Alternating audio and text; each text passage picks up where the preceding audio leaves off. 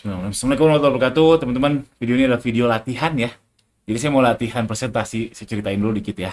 Jadi aslinya tuh istri saya diundang untuk ngisi presentasi di sore yang Bandung lah, acara ya adalah acara tersebut. Tapi Allah tadi pagi istri saya sakit, campak, kena campak. Mohon doanya teman-teman.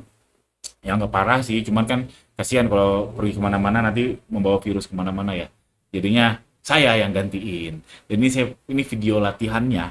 Nah ini juga tips buat teman-teman. Jujur aja saya udah mungkin ratusan kali lah ngobrol lagi presentasi ya. Udah ratusan kali public speaking, udah ratusan kali. Tapi saya tetap latihan. Saya tetap latihan juga setiap presentasi, saya tetap latihan, entah seminar, entah offline, online, saya tetap latihan untuk mempresentasikan sesuatu. Apalagi di YouTube ini saya kan udah bikin konten sekitar 3 tahun nggak putus-putus ya. Jadi saya ngomong tuh udah biasa. Itu pun saya tetap latihan. Jadi teman-teman yang mau presentasi, entah itu presentasi apa, sekarang saya wajib latihan minimal, maksudnya minimal 2 kali. Satu latihan percobaan pertama, kedua gladi resik sebelum hari H. Itu rumus saya ya. Oke, kita mulai aja. Bismillahirrahmanirrahim. Assalamualaikum warahmatullahi wabarakatuh. Ibu-ibu selamat datang. Oh ya, ulang. Audiensnya banyaknya ibu-ibu ya, jadi saya sebutnya ibu-ibu. Assalamualaikum warahmatullahi wabarakatuh. Wah, ibu-ibu di sini, wah udah cantik-cantik ya. Pasti udah kenyang ya. Udah kenyang, ini baru habis makan siang. Izinkan saya untuk membawa sesi yang selanjutnya ini, strategi konten di sosial media. Oleh Gani Rozaki, nama saya Gani Rozaki. Ini hari Selasa 11 Februari 2025. Oke, biar nggak ngantuk, supaya tertunduh. Ini bahasa Sundanya supaya nggak ngantuk. Kita kuis dulu. Kuis pertama. Siapa dia? Siapa mau jawab? Ayo, oke. Oke, ibu yang itu tuh. Oke, ibu yang pakai jilbab kuning. Namanya siapa, Bu? Mhm. Jualannya apa? Oke. Siapa dia, Bu? Mhm. Ibu kenal dari mana? Oke. Menurut dia, menurut ibu dia seperti apa? Mhm. Hmm. Oke. Mantap. Thank you Ibu. Ibu yang kerudung kuning, thank you. Wah, ini hadiah buat Ibu dapat tumbler satu. Sih. Satu lagi masih ada. Saya bawa beberapa hadiah ya hari ini biar menarik. Nah, biar menarik hadiahnya ada. Ya itulah kita lihat nih. Pertanyaan nomor 2, masih kuis. Siapa dia? Masih siapa dia? Ayo. Siapa? Oh, tunggu. Turunin dulu. Satu, dua, tiga. Nah, itu tuh. Ibu yang jilbab marun. Namanya siapa, Bu? Oh, oke. Tinggalnya di mana? Jualannya apa? Oke, siapa dia, Bu? Mm-mm. Ibu tahu dari mana? Heeh. Heeh. Oh, oke. Menurut Ibu dia gimana? Hmm. Oke, tepuk tangan buat Ibu jilbab merah marun. Sip. Ini hadiahnya buat Ibu tumbler satu lagi. Sip. Back kembali. Jadi ini dia satbor ya, tadi yang sudah dibilang oleh Ibu yang kerudung kuning. Jadi satbor ini luar biasa. Menurut saya luar biasa, fenomenal. Dia cuma joget doang. Joget doang. Dia bikin konten joget doang dapat duit. Bayangin kalau 20 tahun lalu joget doang dapat duit enggak? Enggak. Sekarang joget doang dapat duit. Selanjutnya, ini Kak Jil. Kak Jil ini orang Medan. Dia orang Medan, jualannya gorden. Dari dulu waktu saya kecil saya dikasih tahu sama ayah saya, itu Alkateri sama Tamim itu adalah sentra jualan gorden. Orang Jakarta jauh-jauh ke Bandung beli gorden di Alkateri sama Tamim. Atau ya kalau kalau ininya di Ciparai, sentra pengrajinnya di Ciparai. Di Bandung, daerah Bandung juga. Tapi yang jualan yang terkenalnya Kak Jil, orang Medan. Sekarang udah kebalik-balik ibu-ibu gara-gara konten dia di Medan jualan produk yang sebenarnya banyaknya di Bandung. Nah, itulah zaman sekarang itu zaman now ini realitanya seperti itu. Orang joget-joget doang dapat duit. Orang mau jualan di Medan kek, mau jualan di mana kek bebas jualan apa aja. Nggak harus orang Alkatiri untuk jualan gorden, ya nggak? Oke. Itu kuisnya, saya kenalan dulu. Nama saya Gani Rozaki, ibu-ibu. Ini saya punya channel YouTube. Sekarang 36.000 subscribers. Fokusnya di konten tentang Shopee sebetulnya. Shopee khususnya dan umumnya tentang bisnis online ya. Jadi ya, kalau yang ibu-ibu di sini yang jualan di Shopee, jualan di TikTok, boleh banget subscribe, cari aja Gani Rozaki. Terus saya juga pebisnis juga karena ya saya kontennya kan tentang bisnis, jadi ya studi kasusnya banyaknya tentang bisnis saya juga. Setidaknya saya ada 3 bisnis yang apa ya, yang ingin saya sampaikan di sini. Pertama, saya ada brand namanya Baju Yuli, dia jualannya gamis anak di Shopee sama TikTok. Lalu saya ada perusahaan satu lagi namanya Gradient Networks. Ini fokusnya di YouTube. YouTube-nya bukan hanya YouTube saya pribadi tadi ya, tapi ada juga YouTube yang targetnya luar negeri, targetnya Amerika. Lalu ada Grevo. Grevo ini dia fokusnya ke produk digital, kayak jualan apa ya, ya produk digital software, jualan software. Yang intinya saya kasih tahu ini adalah memang sehari-hari saya bersinggungan sama konten dan digital sehari-hari. Dan jujur aja saya pun kalau sehari-hari itu duduk di depan laptop atau komputer tuh bisa lebih dari 10 jam sehari di depan komputer atau laptop. Jadi mudah-mudahan ini tak kenal maka kata sayang. Jadi saya mau bicarakan tentang konten, ngasih tahu bahwa insya Allah saya ada expertise-nya di situ. Oke. Lalu, nah buat ibu-ibu kalau yang jualannya di Shopee atau TikTok fokusnya jualan online, saya juga menginisiasi ini ibu-ibu apa? Komunitas namanya MBGR. Insya Allah MBGR ini tiap Jumat kita Zoom, ngobrol doang, tapi sesama penjual online. Jadinya enak. Nah, ibu-ibu pasti pasti paham kan kalau misalkan punya komunitas tuh enak, punya komunitas ngaji tuh enak, punya komunitas arisan enak, termasuk komunitas jualan online juga enak. Jadi kita bisa sharing masalah, dapat solusi dari dia, ngasih solusi juga. Wah, enak lah. Dan khusus yang di Bandung ada kumpul juga tiap bulan. Jadi yang mau join aja, cek di ganirozaki.com ya, di website saya. Di situ ada Telegram, jadi pakai Telegram ya. Nanti juga ada WhatsApp-nya, ada WhatsApp grupnya itu khusus yang di Bandung. Ya ibu di sini kan orang Bandung ya, insya Allah. Bandung area, orang Soreang. Oke, jadi silakan join. Enak kalau punya komunitas, enak. Setidaknya kalau punya komunitas bisnis, kita nggak takut bangkrut, setidaknya ya. Karena ada teman kita. Lanjut. Apa itu konten? Nah, ini kita bahas fokus ke materi hari ini. Kita perkontenan ya. Tadi saya sudah bahas soal sadbor, soal takjil. Itu adalah konten. Jadi definisi standarnya aja, konten itu informasi yang tersedia melalui media atau produk elektronik. Jadi konten itu penghubung pesan di sosial media dari UMKM ke target pasar kita. Itu mediumnya dah sosial media. Konten itu udah dari dulu. Al-Quran juga konten. Informasinya dari Allah Subhanahu Wa Taala, medianya adalah melalui Nabi Muhammad dan sekarang melalui buku Quran, Mushaf. Jadi konten itu harus ada informasi, harus ada medianya. Dari dulu sudah ada. Contoh lagi buku biasa ya, buku biasa itu kontennya dari informasinya dari yang nulis, terus di print, ada sampai sekarang. Jadi konten itu intinya ada informasi, ada media. Nah sekarang medianya itu luar biasa berbeda sama 20 tahun lalu. Ada sosial media namanya. Sosial media ini, wah luar biasa. Luar biasa. Orang 20 tahun lalu kalau kita hidupkan kembali, lihat sosial media pasti akan bengong, kebingungan. Nah, cuma bedanya kalau zaman dulu bikin konten itu bisa bisa hidupnya panjang. Si kontennya ya, kontennya hidupnya panjang. Contohnya penulis terkenal misalkan Mokhtar Lubis. Nah, Mokhtar Lubis angkatan lama, dia bikin bukunya udah ke zaman kapan? Saya juga mungkin belum lahir. Terus bukunya sampai sekarang masih ada yang baca. Dan insya Allah jadi amal jariah kalau memang bukunya bermanfaat. Nah, kalau sekarang belum tentu. Sekarang kita bikin konten di sosial media, kita bikinnya hari ini, minggu depan belum tentu ada orang yang lihat. Tapi kalau zaman dulu ada kemungkinan lebih besar bertahan panjang bisa puluhan tahun. Tapi kalau konten di sosial media karakternya tidak seperti itu. Jadi zaman memang berubah. Itulah zaman now. Nah, zaman now ini nikmat digitalnya luar biasa. Sangat luar biasa. Fabi ayyi ala irobikuma tukasiban. Jadi nikmat mana yang kau dustakan? Termasuk nikmat digital mana yang ibu-ibu dustakan? Sekarang tuh sangat mudah dan sangat dekat dengan kita. Saya yakin semua di sini ibu-ibu HP-nya juga pasti ada TikTok-nya, ada Instagram-nya atau ada YouTube-nya. Saya yakin ada. Jadi nikmat digital mana yang kau dustakan? Nah, ibu-ibu di sini sebagai penggiat UMKM, saya juga sebagai pedagang, sama-sama pedagang, jangan sampai kita mendustakan nikmat yang ada. Nikmat yang ada apa itu? Kemudahan dalam bikin konten. Oke, jangan sampai kita mendustakan nikmat tersebut.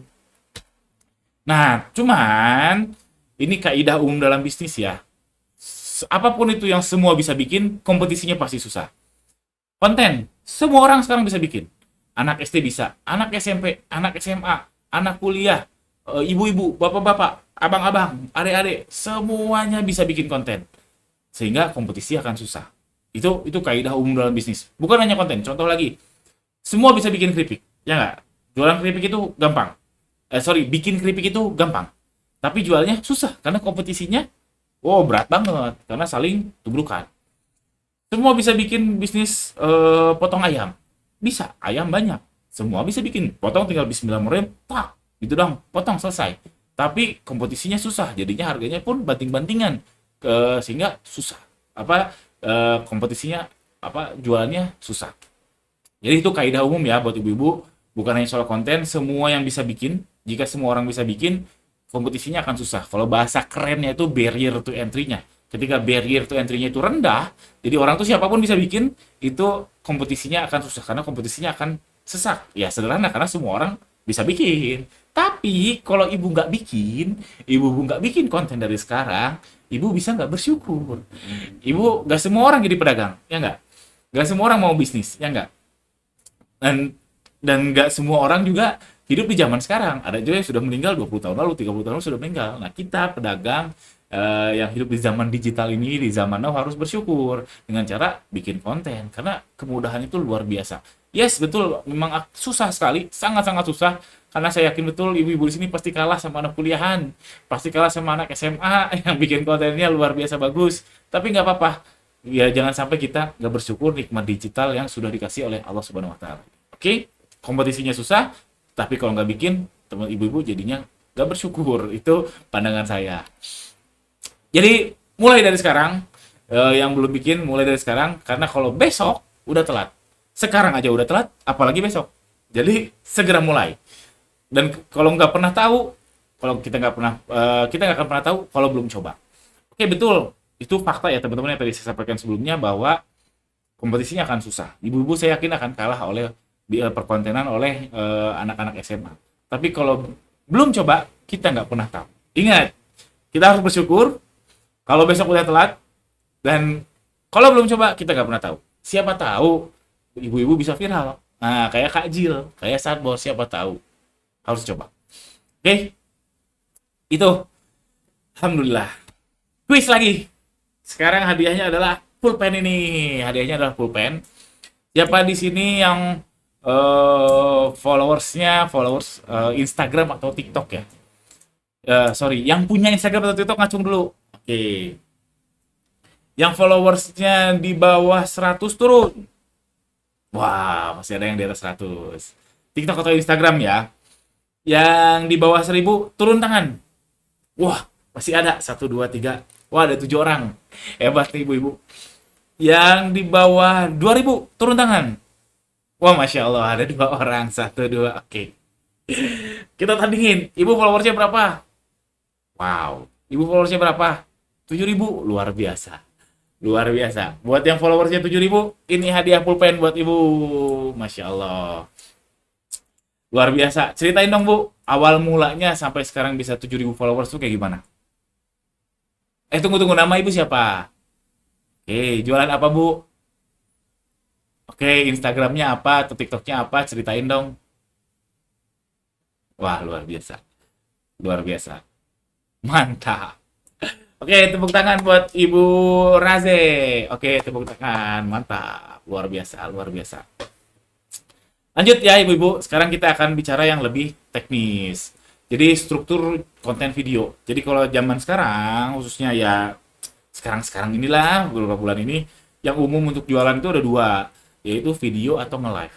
Kalau foto doang ada sih, teman nggak umum. Kalau teks doang juga ada sih, tapi nggak umum. Yang umum itu sekarang video atau live, video atau live. Nah ini saya kasih rumusnya, itu struktur konten video jualan. Ini rumusnya, ibu-ibu hafalin dulu. Nggak ngerti nggak apa-apa. Yang penting hafal dulu, oke? Hafal cangkem dulu aja, karena ini penting sekali. Sebenarnya banyak di luar sana rumusnya, cuman yang menurut saya paling simpel, sederhana tuh ini. Itu hook, story, call to action. Hook, story, call to action. Hook, story, call to action. Hook, story, call to action. Hafalin.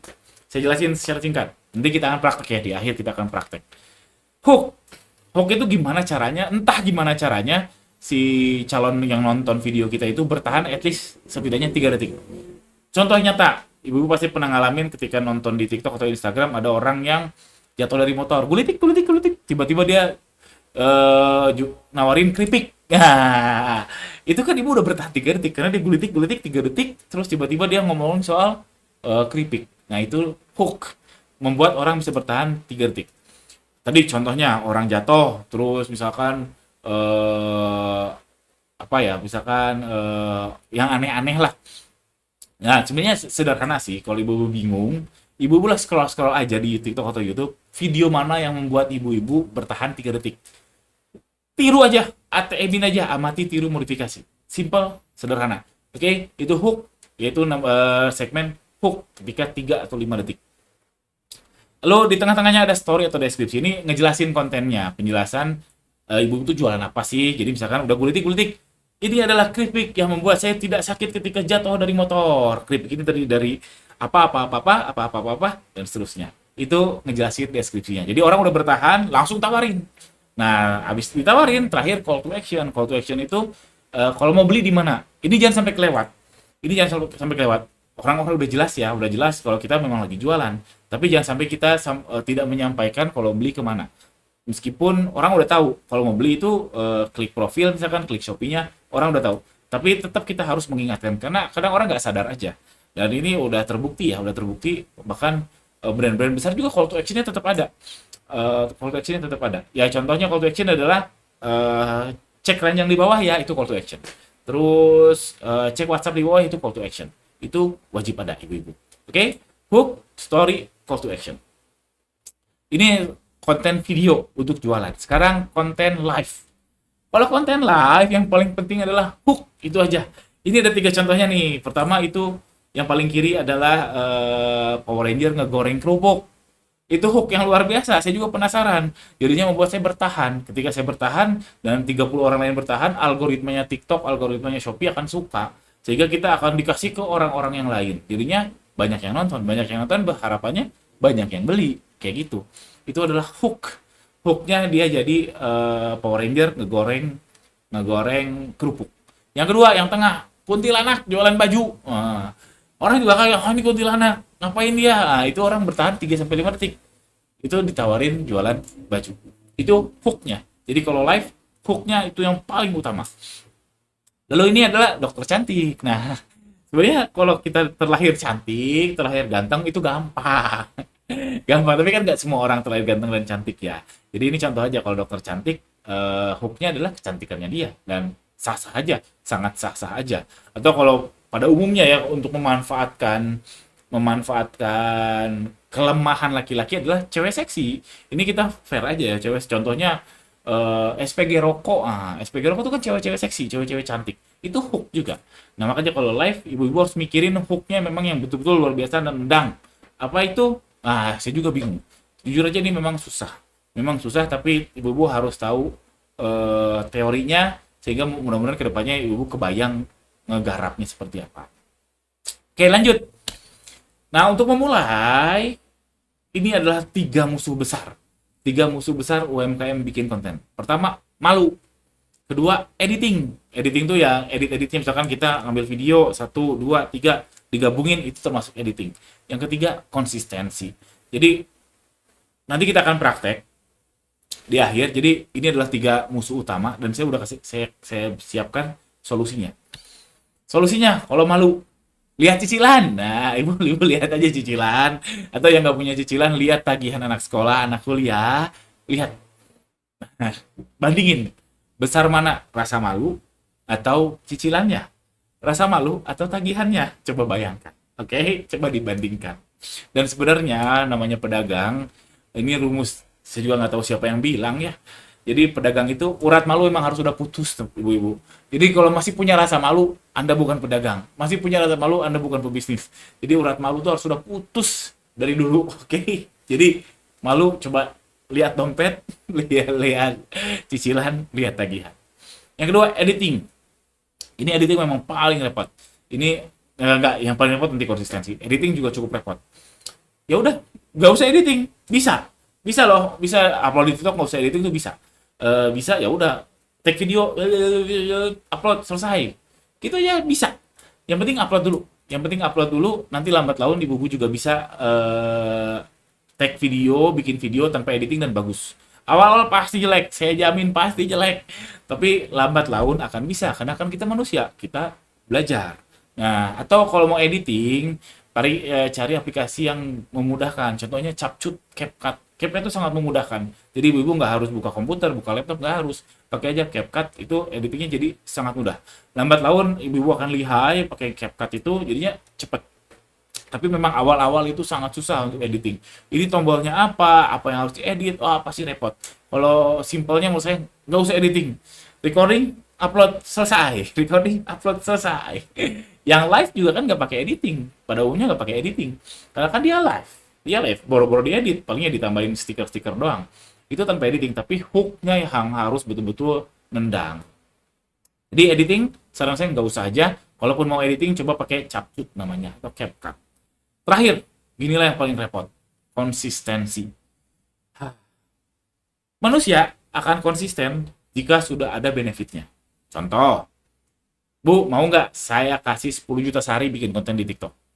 Saya jamin si ibu akan konsisten 30 hari atau kalau perlu setahun bikin konten di TikTok setiap hari. Saya jamin. Termasuk juga TikTokers atau konten kreator yang sudah besar. Karena mereka sudah dapat benefitnya, mereka maka konsisten. Saya pun sama. Saya alhamdulillah di YouTube saya itu udah 4 tahun lah. Saya satu konten per hari. Dan saya udah dapat benefitnya. Jadinya saya tahu ini penting.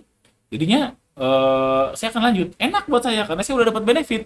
Tapi yang buat baru memulai, saya jamin gak akan langsung dapat duit. Ibu-ibu bikin sekarang satu, besok viral. Ada sih, tapi ya realistis aja lah, itu mungkin 1 banding 1 juta. Nah, makanya ini memang susah. Karena kalau mau konsisten, belum ada benefitnya, belum ada uangnya, belum ada cuannya, memang susah. Nah, solusinya apa? Paksain 100 hari aja. Jangan lama-lama, jangan setahun. 100 hari, 3 bulan lebih dikit cukup. Nanti seiring berjalannya waktu ibu-ibu akan tahu. Oh ternyata editing tuh kayak gini. Oh ternyata konten ini yang bagus. Dan sangat-sangat mungkin di awal ibu tuh mau jualan jilbab, tiba-tiba di tengah jualan mobil ternyata laku. Ya lanjutin aja jualan mobil. Itu harus dicobain. Yang tadi ya kaidah, kita nggak pernah tahu kalau belum coba. Nah ini paksa aja 100 hari. Apapun itu, nggak usah pakai editing, apapun itu nggak harus semuanya jilbab, pokoknya paksa. Paksa sekuat tenaga 100 hari konsisten. Satu aja per hari. Jangan banyak-banyak, satu aja per hari. Nanti saya jamin di hari ke-101, ibu-ibu sudah menjadi orang yang sangat berbeda. Ibu-ibu akan merasakan gimana muaknya bikin konten, capek bikin konten itu ibu-ibu. Kedua, ibu-ibu akan menjadi lebih disiplin, jelas. Dan dua di atas pasti sudah selesai ya. Sudah ada solusinya. Soal malu sama editing pasti sudah nemu solusinya setelah 100 hari. Jadi ini paksain aja. Saya cuma bisa menyarankan paksain. Paksa 100 hari aja. Jangan lama-lama. Oke? Oke, sekarang kita akan praktek. Nanti saya butuh satu volunteer. Saya akan praktekkan bikin konten video jualan. Ini saya mau jualan mukena. Saya akan bikin di video short tanpa editing ya. Tapi saya nanti butuh ibu-ibu untuk kooperatif. Oke? Kita akan praktek ya. Siap-siap dulu. Oke? Oke, kayak gitu. Sederhana, langsung saya upload, nggak pakai editing. Viewsnya gimana? Walau alam. Lihat nanti tenang, yang penting konsisten dulu. Nanti lambat laun, kalau misalkan saya konsisten itu 100 hari ya, mungkin di hari ke-30, hari ke-40 udah tahu nih, mana viewsnya yang bagus, mana viewsnya yang jelek. Yang bagus lanjutkan, yang jelek jangan dilanjutkan. Sederhana, gitu aja. Mana yang bagus, coba perbanyak yang bagus tersebut, yang jelek jangan dilanjutin. Satu orang, volunteer, siapa yang mau di depan bikin konten, katakanlah bikin konten tentang promosi pulpen ini, gimana?